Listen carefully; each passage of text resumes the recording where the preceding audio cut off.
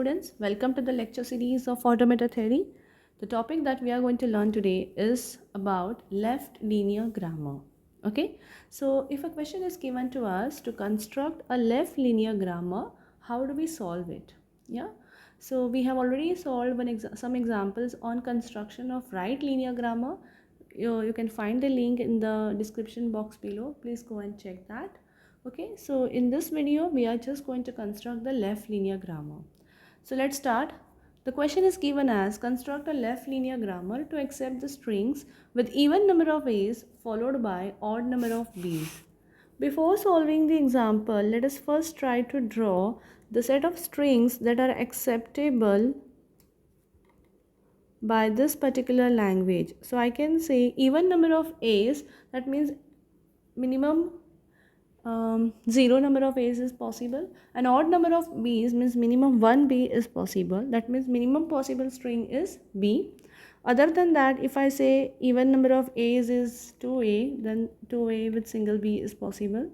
Then I can say 2a with some odd number of b's. Then I can say some 4 number of a's, that is even number of a's with some odd number of b's, so on is possible. Okay, here all a's are followed by all b's. Yeah, so now this is the language, and now I suppose to draw the left linear grammar for this. Okay, so initially we will consider which case.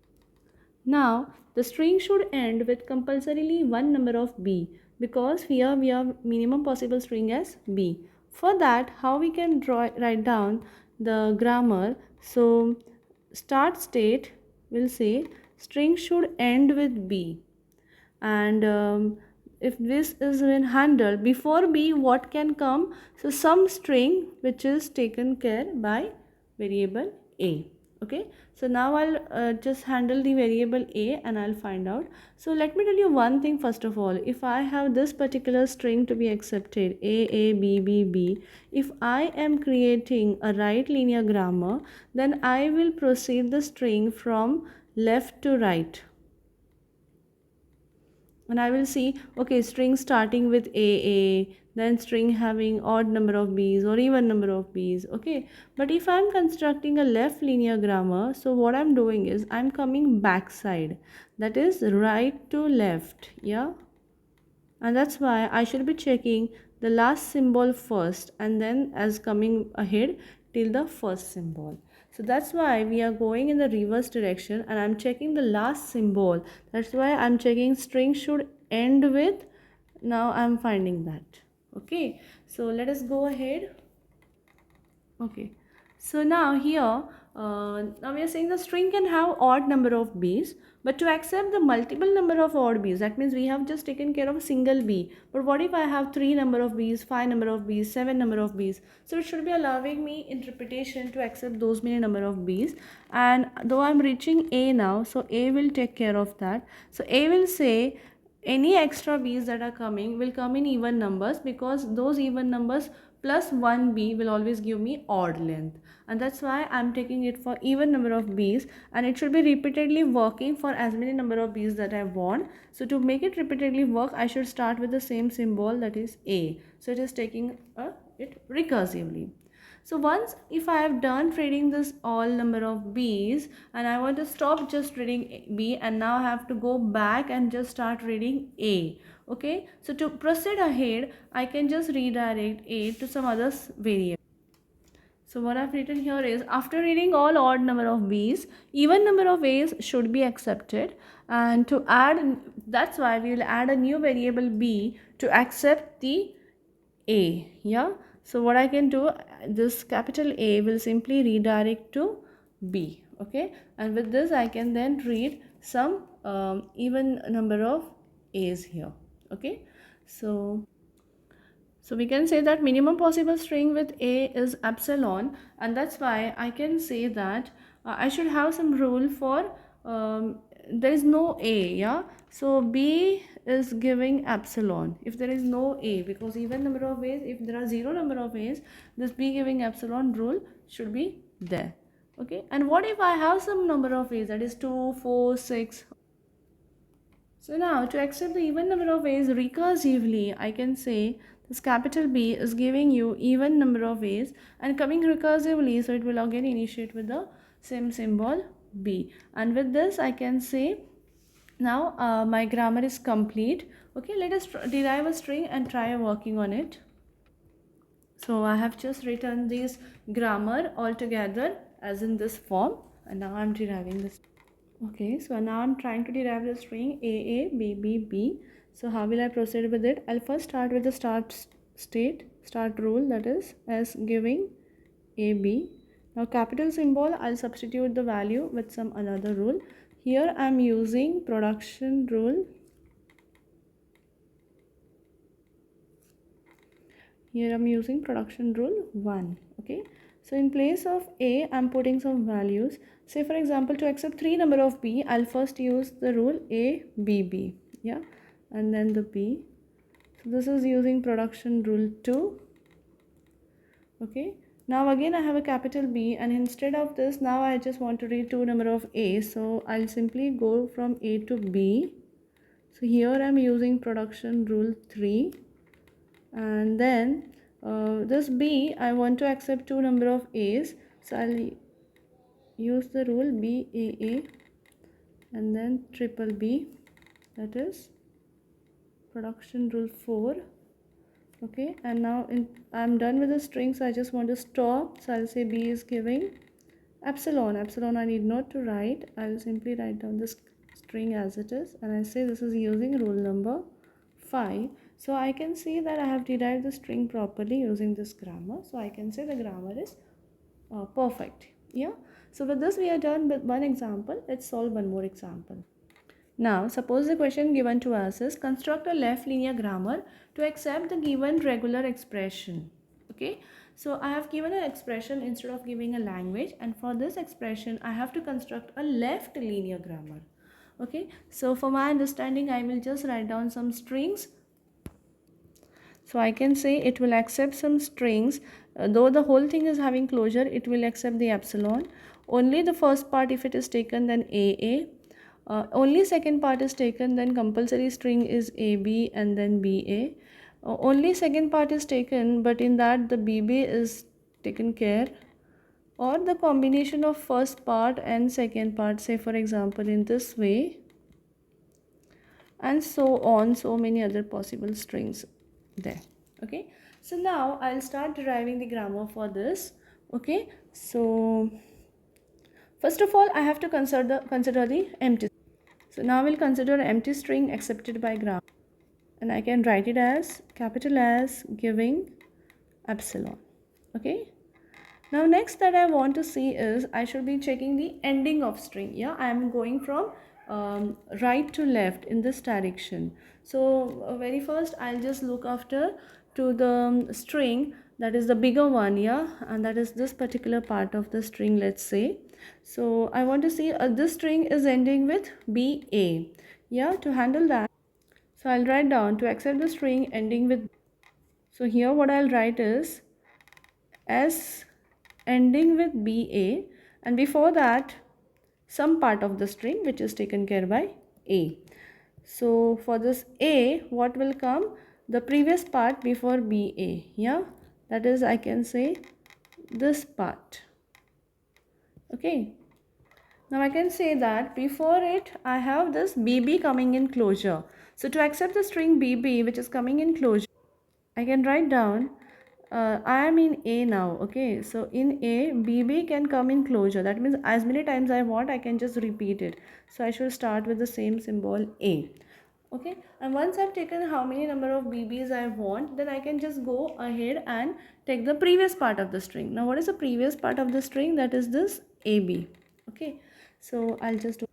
So to accept AB, we will take a new variable capital. So this capital B, I will be just redirecting from A to B. So suppose, okay, this A to B. Now consider a situation where uh, I have this particular thing, right? AB, then BB coming in closure, and then BA. What if I read BA and I read AB? I just don't want to read anything because it is a closure. Yeah. So from BA, I simply want to directly go to AB. So how will I take care? As giving A. From A, I just don't want to read this BB. I simply want to go and read the next string. So I will go from A to B. Using this rule, I'll simply bypass this BB and I'll go to the next state. And there from B, I'll read this string AB. Okay, so for that, I'll write down the rule for B. So I can say B is giving A, B. Okay, so hope you understood how we got this particular part of the string. Now if you observe properly, this is not the only string here. We have this string along with something else coming in a closure. That means after reading this string, my grammar is not stopping there, my string is not stopping there. I have to again go and allow any combination of strings to come, that is from the start. So that actually for that reason I should be going to the start symbol. So what do I write here?